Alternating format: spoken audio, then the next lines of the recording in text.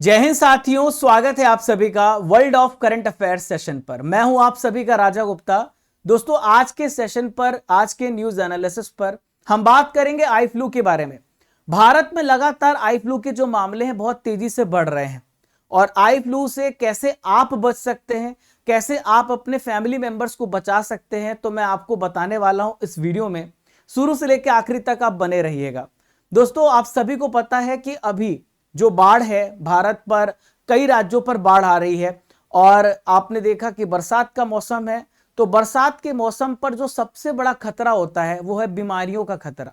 इसी मौसम पर बाढ़ तो आती है और बीमारियों की भी बाढ़ आती है, जहां पर बैक्टीरियल इन्फेक्शन, वायरल इन्फेक्शन, ऐसे कई प्रकार के इन्फेक्शन आपको देखने को मिलते हैं। उसी पर नाम यहां पर आता है एक बीमारी का, जो है आई फ्लू, जो आपको कई दिनों तक परेशान कर सकता है। तो आई फ्लू क्या होता है, इसके सिम्टम्स क्या हैं, कैसे हम इससे बच सकते हैं, इस वीडियो पर हम जानने वाले। शुरू से लेकर आखिरी तक आपको बने रहना है। देखिए, जो इन्फेक्शन होता है हमारे आंख में, इसे हम कंजक्टिविटीज के नाम से जानते हैं। एक नॉर्मल हेल्दी आई इस प्रकार से आपको देखने को मिलती है, जो पूरी तरीके से क्लियर है। जब आपकी आंख में रेडनेस आ जाती है या फिर पिंकनेस आ जाती है, तो इसे हम कहते हैं कंजक्टिविटीज, कि आपके आंख में इंफेक्शन हो गया है। अब आपकी आंख में जो इंफेक्शन हुआ है वो कई प्रकार से हो सकता है। अगर आपकी आंख में वायरस ने इंफेक्ट किया है तो इसे वायरल कंजक्टिविटीज बोलते हैं, ठीक है। अगर आपकी आंख में बैक्टीरिया के द्वारा इंफेक्शन हुआ है तो बैक्टीरियल कंजक्टिविटीज बोलते हैं। और चौथा है एलर्जिक, तीसरा है एलर्जिक। तो एलर्जी जो होता है वो धूल के कण या फिर कोई ऐसी चीज जिससे आपकी आंख को एलर्जी हो सकती है, उससे आपको एलर्जिक कंजक्टिविटीज हो सकता है। तो ये कंजक्टिविटीज आपने जाना कितने प्रकार से होता है। ये हेल्दी आई है और ये कम्युनिकेबल भी होती है, संक्रामक होती है। अगर आपने अपने हाथ से छुआ और फिर आपने दूसरे आंख पर आपने हाथ रखा, तो ये निश्चित है कि आपके इस आंख में भी इंफेक्शन हो जाएगा और आपने किसी थर्ड पर्सन को छू दिया तो उसके आंख में भी स्प्रेड हो जाएगा। जैसे आप देख पा रहे हैं, ये नॉर्मल आई है और ये कंजक्टिविटीज से इन्फेक्टेड पेशेंट है। जैसे ये आंख पर हाथ रखेगा और या फिर किसी कांटेक्ट पे आया, किसी चीज पर इसने हाथ रखा और फिर इसने दूसरे आंख में छू दिया, तो ये इन्फेक्ट हो जाएगा। तो आई फ्लू क्या होता है मैंने आपको हालांकि बताया है, फिर से मैं आपको समझा देता हूं। कंजक्टिविटीज नाम से जाना जाता है, इसे हम रेड आई भी बोलते हैं, इसे हम पिंक आई भी बोलते हैं, क्योंकि आपकी आंखों में रेडनेस आ जाती है, पिंकनेस आ जाती है। इस वजह से इसे हम और भी अलग अलग नेमों से भी जानते हैं। अब दोस्तों, जो आंखों में जो इंफेक्शन होता है ना, ये कंजक्टिवा की सूजन के कारण होता है। तो कंजक्टिवा कहां पर पाया जाता है, तो देखें आप, मैं आपको दिखा रहा हूं, ये है कंजक्टिवा। आप ये वाला जो लेयर देख पा रहे हैं, जो आप यहां पर लेयर देख पा रहे हैं, ये जो क्लियर लेयर है, तो कंजक्टिवा क्लियर लेयर होती है, जो आंख के आपके व्हाइट पोर्शन पे पाई जाती है, सफेद भाग पे पाई जाती है। और जो पलक देख पा रहे हैं, तो पलक के जो आंतरिक परत होती है, जो इंटरनल लेयर होती है, इसको कवर करती है। तो यहीं पर कंजक्टिवा पाई जाती है। इसे अलग अलग नाम से जाना जाता है, कंजक्टिवा फॉर्निक्स बोला जाता है, इसे बल्बर कंजक्टिवा बोला जाता है, और जो पलक पे पाई जाती है इसे पल्पेब्रा कंजक्टिवा बोला जाता है। तो जब ये सूज जाती है तो आपको इन्फेक्शन हो जाता है, समझ गए आप। तो इस प्रकार से इन्फेक्शन जो है फैलता है। अब आइए समझते हैं मुख्य कारण कि आई फ्लू क्यों होता है। अभी आपको पता है कि रेनी सीजन है, मानसून में टेम्परेचर लो होता है और आर्द्रता, ह्यूमिडिटी बहुत ज्यादा होती है, और ये एक बहुत फेवरेबल कंडीशन होता है, बहुत ही आप कह सकते हैं अनुकूल परिस्थिति है, जहां पर बैक्टीरिया डेवलप करेगा। बैक्टीरिया ही नहीं, वायरस भी डेवलप करेगा, और एलर्जी के कांटेक्ट में जो व्यक्ति आ जाएगा तो यहां पर वो बैक्टीरियल या फिर वायरस या फिर एलर्जिक इंफेक्शन से इंफेक्ट हो जाएगा। तो आप समझ गए, इसका सबसे बड़ा कारण है लो टेम्परेचर और हाई ह्यूमिडिटी, जो सबसे फेवरेबल कंडीशन बनाती है बैक्टीरिया वायरस को डेवलप करने के लिए। जो आंखों में आई फ्लू होता है, तो इसमें 4 कारण है जिम्मेदार। पहला है वायरल कंजक्टिविटीज।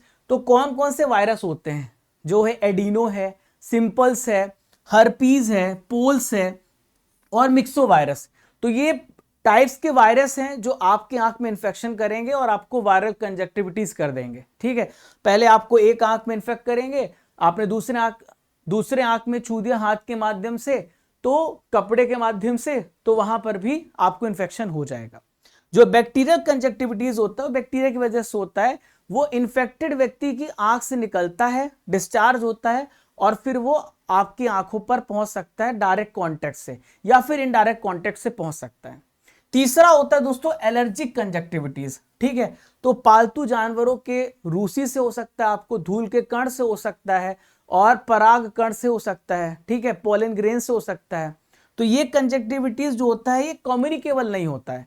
ये ऐसा नहीं कि आपने कांटेक्ट में कोई व्यक्ति आया आपको एलर्जिक है, तो ये इंडिविजुअल टू इंडिविजुअल डिपेंड करता है, कम्युनिकेबल नहीं होता है। चौथा होता है केमिकल कंजक्टिविटीज। अगर आप एसिड या एल्काइन या धुएं ऐसे केमिकल जो है अगर आपके आंख में चले जाते हैं तो आपको केमिकल कंजक्टिविटीज हो सकता है। मैंने आपको 4 प्रकार के कंजक्टिविटीज भी बता दिए हैं। आई फ्लू जब अगर आपको होगा तो इसके कुछ सिम्टम्स है, इसके कुछ लक्षण है। सबसे पहले आपकी आंख में स्वेलिंग हो जाएगी, आपकी आंख में रेडनेस आ जाएगी, लगातार आप आंख को मलेंगे, आप खुजली करेंगे और आपको आंख में ईचिंग होगी, जलन भी होने लगेगी। कुछ देर बाद आपके आंख से पानी भी बहने लगेगा, आपको हल्की दर्द महसूस होगी। आप जब सुबह सो के उठेंगे या शाम को आप दोपहर को आपने सोया तो जब आप इन्फेक्टेड हो जाएंगे तो आपकी जो पलक होगी आपस में चिपक जाएगी। तो ये सिम्टम्स है कि आप इन सभी इन्फेक्शन से इन्फेक्ट हो गए हैं।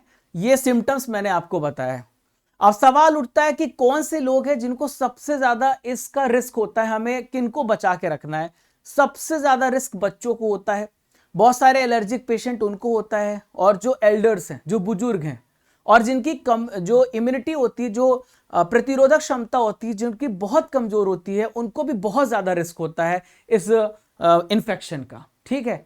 तो दोस्तों अब एक सवाल कई लोग पूछते हैं कि क्या ये आंखों में आंखें मिला करके देखने से फैलता है? नहीं, ऐसा कुछ भी नहीं है।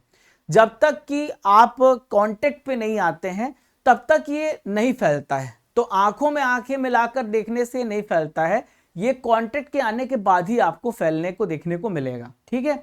ओके, अगर आपने उसका टॉवेल यूज कर लिया, ठीक है, बहुत सारी लड़कियों के लिए स्पेशली मैं बता रहा हूं क्योंकि लड़कियां मेकअप का इस्तेमाल करती हैं, काजोल, आईलाइनर, टॉवेल यूज कर लिया तो इससे आपको इन्फेक्शन होने का पूरा चांसेस है, ठीक है। जो कंजक्टिविटीज पेशेंट है उससे आपकी आंख में फैल जाएगा।